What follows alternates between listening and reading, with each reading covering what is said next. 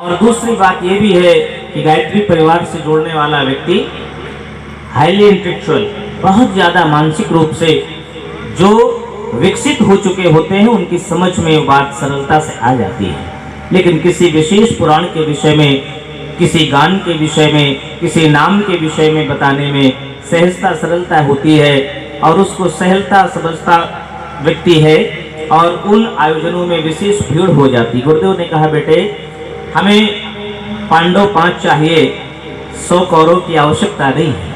हमें 5 पांडव चाहिए, संख्या से हमारा मतलब नहीं है। हमें वो व्यक्ति चाहिए जिनके अंदर सद्बुद्धि विकसित हो सके और उनके अंदर विकसित हुई सद्बुद्धि औरों के जीवन को विकसित कर सके। ऐसे प्राणवान व्यक्तित्वों की आवश्यकता है। हमें वो प्राणवान चाहिए जिनके अंदर समाज को, व्यक्ति को और नैतिकता के रास्ते पर चलते हुए उनको बदलने के सामर्थ्य हो। हमें वो प्राणवान व्यक्ति चाहिए। गुरुदेव के इस अभियान में, आयोजन में जुड़ने वाले लोगों की संख्या पहले न्यूनतम थी, कम से कम, लेकिन धीरे धीरे वो प्रवाह आगे बढ़ा। लोगों ने इस गायत्री की विराटता को समझा। ये दर्शन है, ये फिलॉसफी है और ये गायत्री को समझने के लिए थोड़ा सा मानसिक स्थिति और अच्छी होती है तो समझ में जल्दी आता है।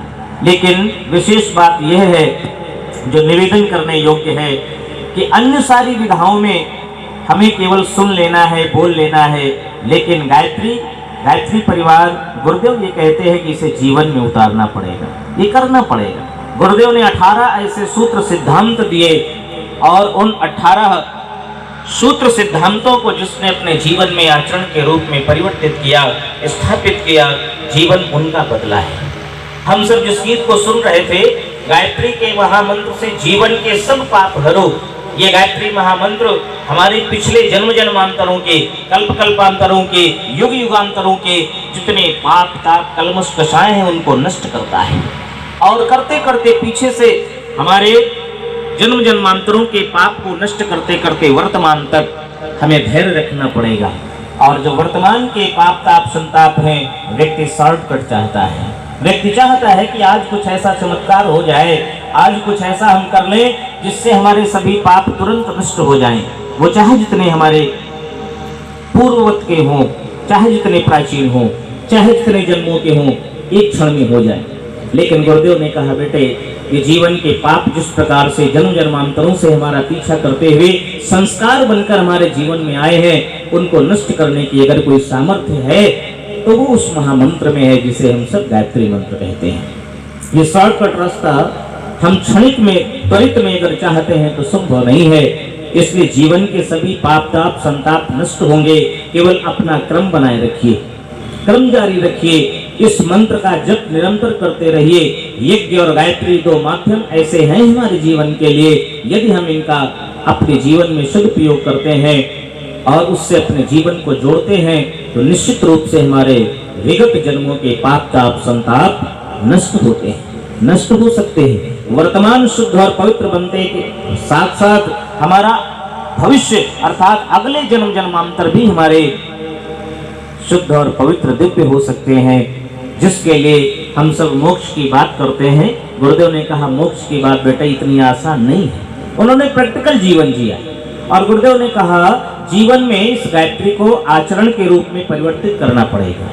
सद्बुद्धि, सद्ज्ञान, सत्कर्म, सदचिंतन, सद आचरण के रूप में जब हम उस गायत्री का वर्ण कर लेते हैं, वही गायत्री हमारे लिए फलीभूत हो जाती है, घनीभूत हो जाती है। इस गायत्री का वर्ण करने के लिए हमें गुरु का संरक्षण, गुरु का मार्गदर्शन, गुरु की कृपा, गुरु का वर्ण करने के साथ दीक्षा संस्कार से हम इस गायत्री महामंत्र को गुरु मंत्र के रूप में, दीक्षा मंत्र के रूप में वर्ण करने के बाद उसको जीवन में आत्मसात करते हैं।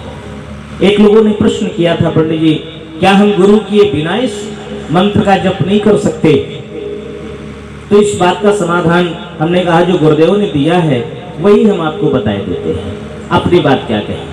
गुरुदेव ने कहा, बेटे गुरु का वर्ण करने की जो हमारी परंपरा है, उन्होंने ये नहीं कहा कि हमें गुरु बनाइए। उन्होंने कहा कि जो गुरु शिष्य परंपरा है वो इसी बात के लिए है कि जब जो भी मंत्र हम स्वतः से जपना प्रारंभ कर देते हैं तो उसके जो भी दोष हैं, उनकी जो त्रुटियां हैं, उनकी जो गलतियां हैं, उसका शमन करने के लिए उनका प्रायश्चित करने के लिए आपके पास में कोई न कोई आधार होना चाहिए, और वो पाप आप अपने जीवन में उनको भी पालते जाएंगे, बढ़ाते जाएंगे उन त्रुटियों के कारण, अगर आपने गुरु का वर्ण नहीं किया है।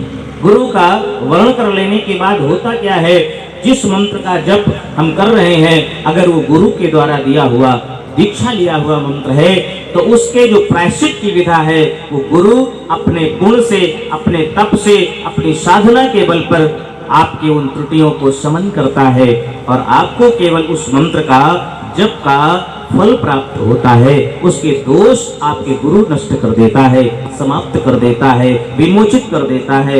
इसलिए गुरु का वर्ण करने के बाद में गुरु का मंत्र लिया जाए और फिर उसकी साधना की जाए तो फलीभूत अधिक होता है।